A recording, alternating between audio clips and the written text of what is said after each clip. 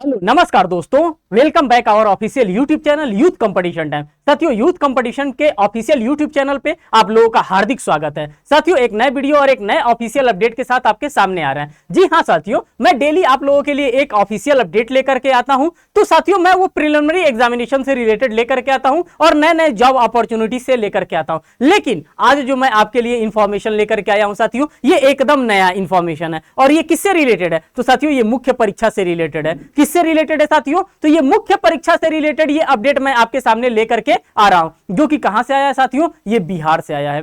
बिहार से आया है और इसी बिहार के मुख्य परीक्षा के बारे में हम यहां पे डिटेल एनालिसिस करेंगे। साथियों, आप सभी लोगों को पता है कि सहायक का फॉर्म फिल कराया गया था 44 पोस्ट के लिए। सहायक के लिए मींस बिहार लोक सेवा आयोग में सहायक के लिए 44 पोस्ट के लिए फॉर्म फिल कराया गया था। और उसी 44 पोस्ट के लिए क्या कराया गया था? प्रिलिमिनरी एग्जामिनेशन कराया गया था। और वो प्रिलिमिनरी एग्जामिनेशन जिन्होंने पास कर लिया था, अब उनको क्या दिया गया? अब उनको मौका दिया जा रहा है कि वो अपना मुख्य परीक्षा का मींस की मेन एग्जामिनेशन का फॉर्म फिल करें। तो साथियों, जब मेन एग्जामिनेशन का फॉर्म फिल किया जाता है तो एट दैट टाइम क्या क्या आपसे रिक्वायरमेंट मांगी जाती है, आपसे कौन कौन से डॉक्यूमेंट्स मांगे जाते हैं, हम उसकी चर्चा यहां पे करेंगे। साथ ही साथ हम ये भी बात करेंगे कि क्या क्या उसमें आपका सिलेबस होगा। क्या सिर्फ और सिर्फ जनरल हिंदी आपसे पूछा जाएगा या फिर आपसे सिर्फ और सिर्फ जीके का ही क्वेश्चन पूछा जाएगा? उन सभी फैक्ट एंड सर्कमस्टांसेस को हम इनके ऑफिशियल नोटिस के माध्यम से हम यहां पे देखेंगे और जानने का प्रयास करेंगे। साथियों, ये यूथ कंपटीशन टाइम परिवार है और जिन्होंने भी प्रिलिमिनरी एग्जामिनेशन क्वालिफाई किया है उनको heartily congratulation from youth competition time के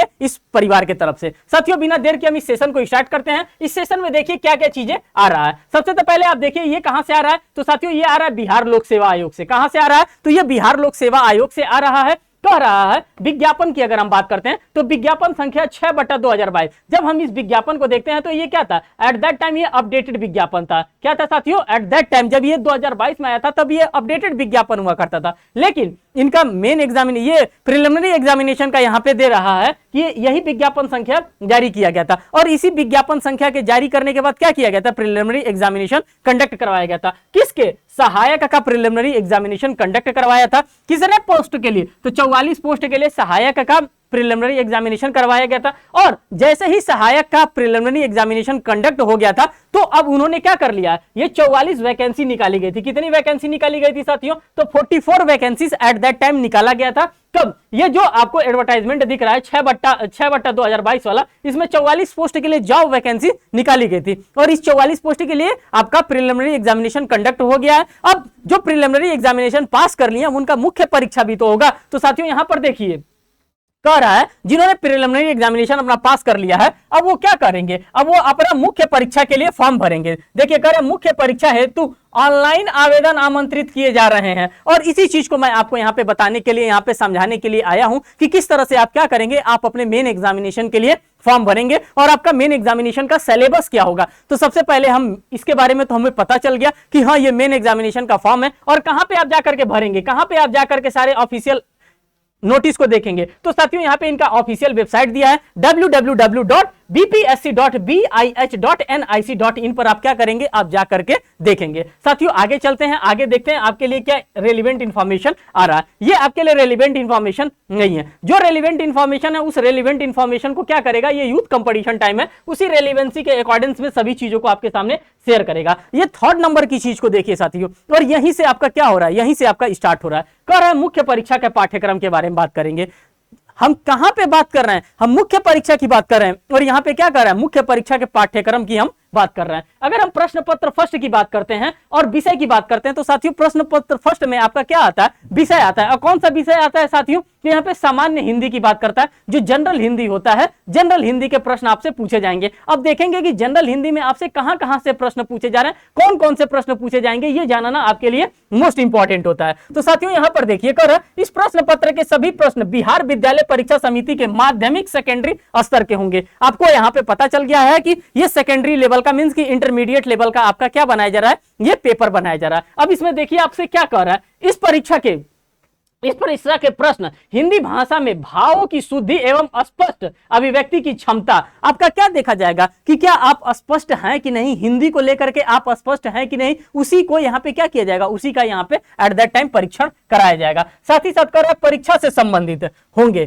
किससे संबंधित होंगे? तो परीक्षा से संबंधित होंगे, सहज बोध शक्ति के परीक्षा से संबंधित होंगे। अब जिसमें वाक्य, उपवाक्य, पदबंध, शब्द, अक्षर एवं विसर्ग, यही सारी चीजें इंटरमीडिएट का आपका सिलेबस है और इंटरमीडिएट के सिलेबस के अकॉर्डिंग्स में ये सारी चीजों को पूछा जाता है। क्या भाई साहब आप वाक्य नहीं पढ़े थे इंटरमीडिएट में, हाई स्कूल में इंटरमीडिएट में वाक्य नहीं पढ़े थे, उपवाक्य नहीं पढ़े हैं, पदबंध नहीं पढ़े हैं, शब्द भी पढ़े हैं, अक्षर एवं विसर्ग भी पढ़े हैं, संधि भी पढ़े हैं, संज्ञा भी पढ़े हैं, वचन भी पढ़े हैं, सर्वनाम भी पढ़े हैं, विशेषण भी पढ़े हैं, क्रिया विशेषण भी आप पढ़े हैं, समानार्थक शब्द भी पढ़ते हैं, विपरार्थक शब्द भी पढ़ते हैं, हिंदी के प्रचलित कथन और मुहावरे आदि, ये सभी चीजें आप लोगों ने क्या किया है अपने हाई स्कूल कक्षा 8 में और इंटर में, इन सभी चीजों को आपने क्या किया है धूमधाम से पढ़ा है। और यही सारी चीज आपका क्या है, यही सारा चीज आपका मेन एग्जामिनेशन जिसको हम लोग कहते हैं, जिसको हम लोग मुख्य परीक्षा कहते हैं, यही मुख्य परीक्षा का आपका बीपीएससी के मुख्य परीक्षा का ये क्या है साथियों, तो बीपीएससी के मुख्य परीक्षा का ये सिलेबस है। यहाँ पे आपने इसको ऑब्जर्व कर लिया और यहीं से क्वेश्चन आएगा जो इन्होंने लिख करके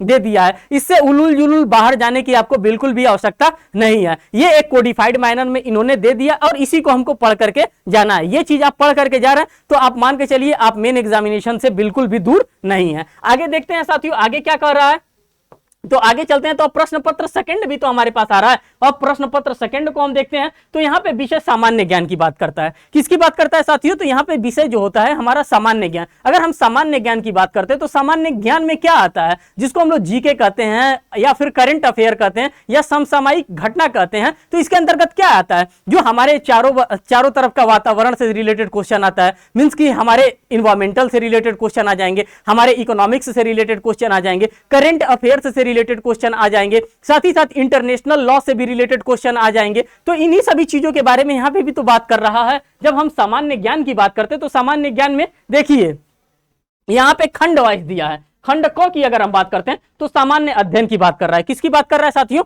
सामान्य अध्ययन की बात कर रहा है। और देखिए सामान्य अध्ययन में कर रहा है, इसमें प्रश्नों का उद्देश्य अभ्यर्थियों के आसपास के वातावरण की सामान्य जानकारी तथा समाज में उन्हें अनुप्रयोग के संबंध में उसकी योग्यता की जांच करना होगा। जो चीज मैंने आपको बताया कि आसपास के जो भी आपके सराउंडिंग में जो भी चीजें दिख रही हैं उसी के रेलेवेंसी में आपसे क्या किया जाएगा, सिंपल वे में क्वेश्चन पूछा जाएगा। बहुत टेंशन बहुत प्रेशर लेने की बिल्कुल भी आवश्यकता है नहीं, एकदम सिंपल चिल होके रहिए, एकदम बिंदास आपका पेपर निकलेगा। कह रहे हो वर्तमान घटनाओं, सबसे पहले देखिए वर्तमान घटना और दिन प्रतिदिन। जाहिर सी बात है जब हम दिन प्रतिदिन की बात करते हैं, वर्तमान घटना की बात करते हैं तो ये किससे रिलेट करता है दोस्तों, हमारे करंट अफेयर्स से रिलेट करता है कि क्या हो रहा है देश में, क्या चीजें चल रही हैं, उसी सभी चीजों से क्या कर रहा है, ये कोरिलेट कर रहा है। साथ ही साथ कह रहा है घटनाओं के सूक्ष्म अवलोकन तथा उनके प्रति वैज्ञानिक दृष्टिकोण जैसे मामलों की जानकारी संबंधी ऐसे प्रश्न भी शामिल किए जाएंगे। अब किस टाइप के प्रश्न शामिल किए जाएंगे, कह रहे जिनके बारे में जानकारी रखने की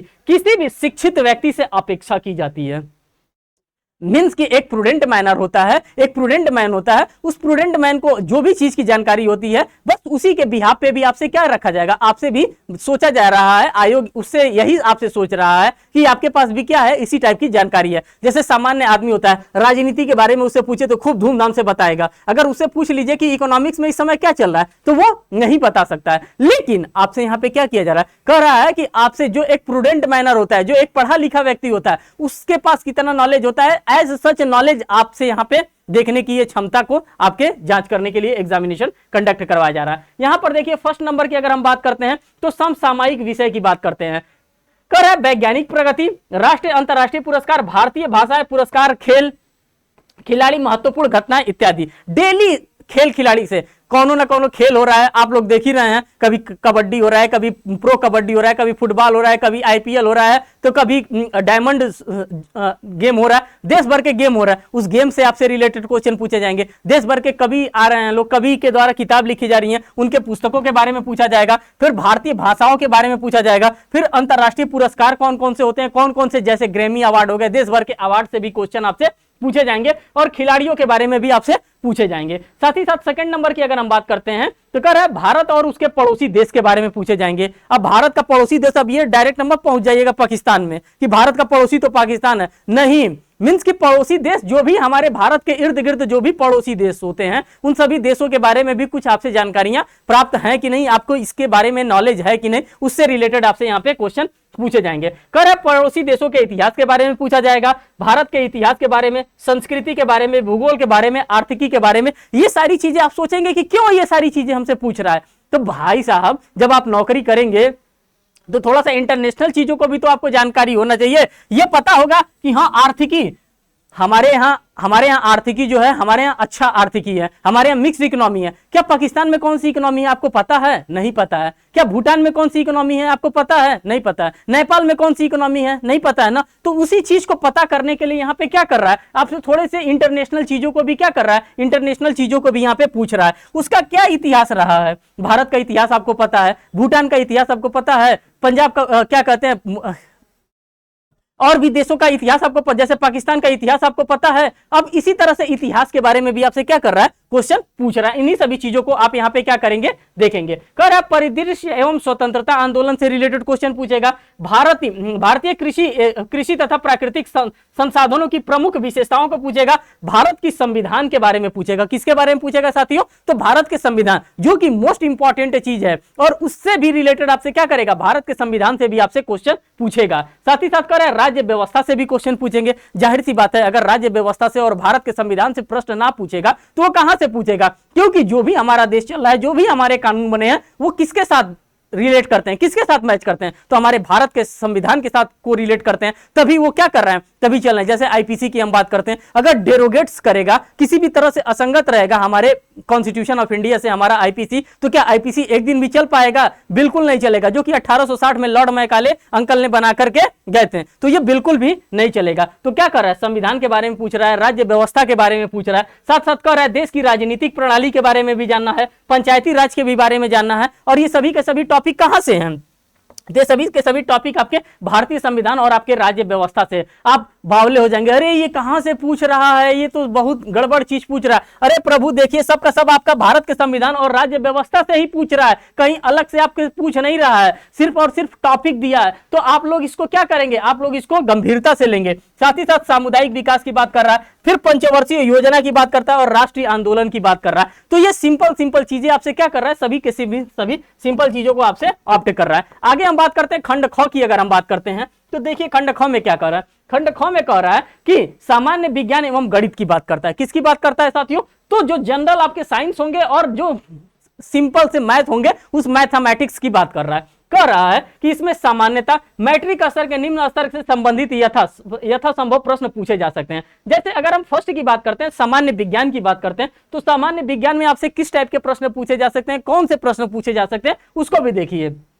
जैसे भौतिकी शास्त्र से आपके प्रश्न पूछे जाएंगे, रसायन शास्त्र से, जीव विज्ञान से एवं भूगोल से। यहाँ पे किसकी बात कर रहा है, ये सामान्य विज्ञान की बात कर रहा है। और सामान्य विज्ञान में यही सभी चीजों को क्या किया जाता है, रखा जाता है। अगर हम यहीं पे बात करते हैं मैथमेटिक्स की, अगर गणित की बात करते हैं, तो कह रहे हैं संख्या पद्धति। क्या आपने नंबर सिस्टम कभी ऑब्जर्व नहीं किया है? कक्षा 6 से ही पढ़ना शुरू कर देते हैं आप लोग नंबर सिस्टम, वही नंबर सिस्टम की बात करता है। साथ साथ कर रहा है पूर्ण संख्या एवं अभिकलन की बात कर रहा है, दशमलव एवं भिन्न की बात करता है, संख्याओं के बीच परस्पर संबंध को बात करता है, मूलभूत अंक गणितीय संक्रिया की बात करता है, प्रतिशत की बात करता है, अनुपात की, समानुपात की, औसत की। यही सारी चीजें तो पूछ रहा है, जो कि आप कक्षा 6 से पढ़ते हुए आ रहे हैं। 6 से आकर के 12वीं तक आप लोगों ने इन सभी चीजों को पढ़ा, और वही चीज यहाँ पे क्या करेगा, थोड़ा सा स्टैंडर्ड इसका लेवल अप कर देगा, और वही सारी चीजों को क्या कर रहा है, यहाँ पे पूछ रहा है। तो आपको एकदम मजबूती से खड़ा रहना, एक एक चीज को आपको क्या करते हुए चलना है, आपको एक एक चीजों को तैयार करते हुए चलना है, क्योंकि आपके पास टाइम बहुत कम है, और इस टाइम का क्या करना है, भरपूर आपको फायदा उठाना है।